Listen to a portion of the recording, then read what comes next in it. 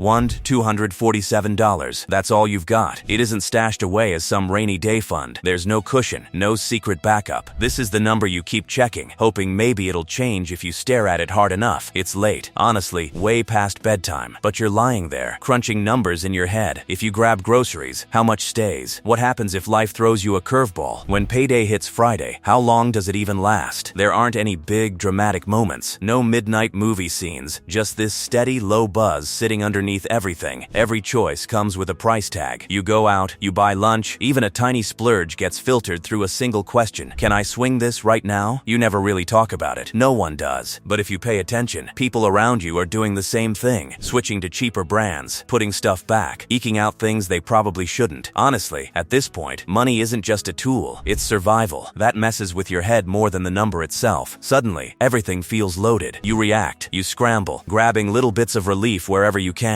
A tiny raise feels huge until it disappears into bills you already owed. It's like running on a treadmill. You never actually move forward, but every so often, something small shifts. You pay off one debt, not all of them, maybe just the tiniest one. But seeing that zero, that feels different. You don't brag about it. You don't announce it to the world, but it's not nothing. For once, you move the needle yourself. Then there's the day your account hits $10,000. It's weird, feels enormous, even though, honestly, it's not enough to uproot your life. Still, you step into a new zone. You check your balance more often, but this time, you're just curious, kind of amazed. You don't race to spend anything. Actually, you hesitate. Suddenly, money isn't just for plugging holes. It can maybe do something for you. That changes how you think. You read stuff you used to skip. Phrases like investing, assets, returns catch your ear and you linger. You finally open an account. It takes a while before you use it. You second guess. You wait for the perfect moment. Eventually, you put something in, and sure enough, it drops. Of course it does. For a split second, panic hits. You want to pull it back out, shield what you've built, retreat to what feels familiar, but you don't. Not because you're suddenly brave, just because you're done with feeling stuck. That choice to stay in instead of bailing means more than the cash. That's when you realize you're finally playing a new game. Once you hit somewhere between $50,000 and $100,000, life finally looks steady from the outside. You're not frantically juggling bills or worrying about every tiny setback. You can finally breathe, sometimes without glancing at your bank app every hour. People start telling you you're doing well. And honestly, compared to where you began, you are. But deep down, something feels off. One day, you sit down and add up the numbers, not just guessing, actually calculating. Line by line, you chart your income, how much you save, your investments. You stretch it out into the future years, even decades, and nothing looks disastrous. But wow, it doesn't look all that exciting either. If you keep going exactly as you are, you'll be fine. Comfortable, sure, but not free. And that feeling lingers. You realize okay isn't the goal you had in mind. That's when things quietly shift. You stop obsessing about earning a higher salary and start wondering about building something bigger than just a paycheck. When you make your first bit of extra income, it's tiny. It won't change your life or quit your job. Maybe it barely covers dinner. But it's different because it came from something you created, not your employer, not your regular job, just you, trying something new. You don't brag. You just keep going, reinvest, adjust, figure things out. It's slow at first, but it grows. A few hundred becomes more, then a little more. After a few months, that small thing starts to feel real, not just in your wallet, but in your mindset. Suddenly, income doesn't seem locked or predictable. You realize it can grow, and once you see that, there's no going back. When you reach $200,000 or $300,000, your whole relationship with money flips again. You aren't just bringing in cash and stashing it away, you're directing it. Maybe you have investments or a business. Maybe something starts earning even when you're not grinding at your desk. Some stuff works out, some doesn't. You lose money here and there, and it stings, but not like before. You don't freak out. You learn, you tweak, you move on. Because now, you get it. Losing money is just part of the game. Long-term thinking starts to come naturally. You say no more often to plans, deals, whatever doesn't fit your path. Not everyone likes that. Some say you've changed, and they're right. You're not racing other people anymore. You're building your own way forward. Then, somewhere around $500,000, something subtle shifts. Your money starts working on its own. Not every minute, not flawlessly, but enough. You can see it. You make a move, a smart investment, some strategic choice, and it earns more than you could by simply working harder. That's when it clicks. Time and money aren't chained together like before. The way you spend your hours matters just as much as where your dollars go. You start guarding your time, being picky with it, because now you know your time is just as powerful as your money. Hitting $1 million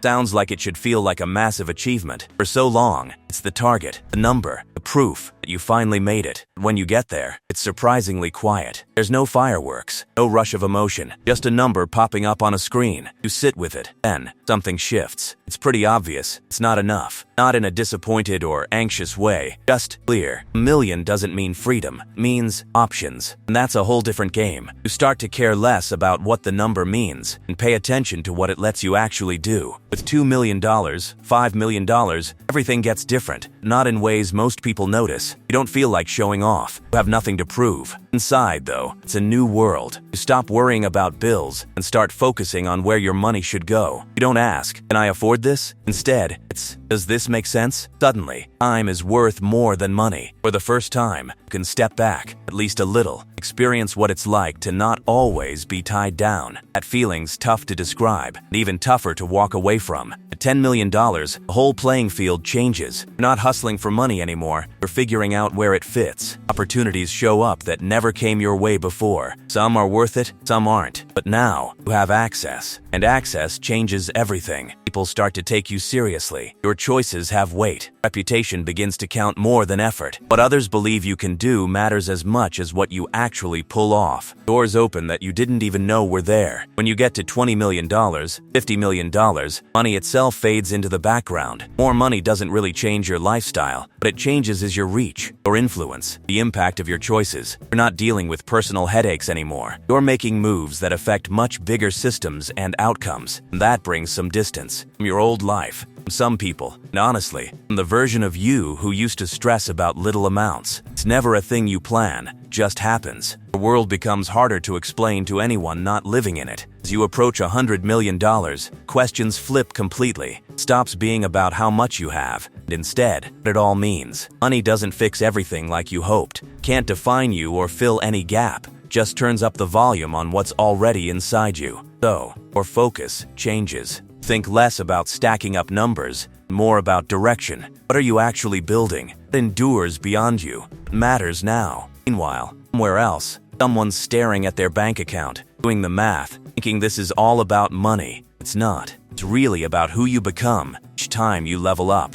Every stage asks something new of you. More discipline, more patience, more clarity, more ability to let go of your old self. Story always starts the same. Small balance, quiet realization, choice to move forward, regardless. There's a twist nobody tells you about. Not all about bigger numbers, about how normal those numbers start to feel. Impossible becomes your baseline. $1,247 once stressed you out. $1,000 feels small. $100,000 feels comfortable. $1 million starts to look like a checkpoint you passed on the way to somewhere else. Money's sneaky like that. Keeps moving the goalpost, often without you noticing. Think you're heading for a finish line, but it keeps stretching ahead. Just enough to keep you chasing. You're not paying attention. Climb for years. Never stop to ask why. Truth is, external stuff, making, investing, building, easier to figure out over time. The internal stuff only gets messier. Lower levels, challenges are obvious. Need more income,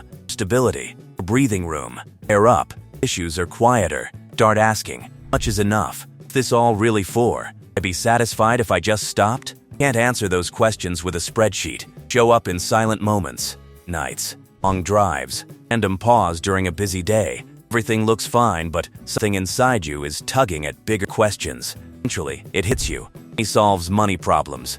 Can't solve the meaning. Real shift, real skill, learning to split the two, figuring out when to push, to back off, realizing that building wealth is one thing, knowing what to do with it is something else entirely. Folks never get there. Just keep chasing bigger numbers, deals, wins, or stopping long enough to redefine the game. Or slow down enough to ask the better questions. How do I make more? What kind of life am I actually building? The end. The stage gives you something. 0, you get urgency. $10,000, beef. $100,000, stability. $1 million, poof. $10 million leverage. On that, perspective. What you do with each stage. It's what shapes everything. People who come through it feeling clear and truly fulfilled, just the ones who made money, the ones who learned to think differently at every step. losing themselves. He moves fast, faster than you expect. Who you become, it's what sticks.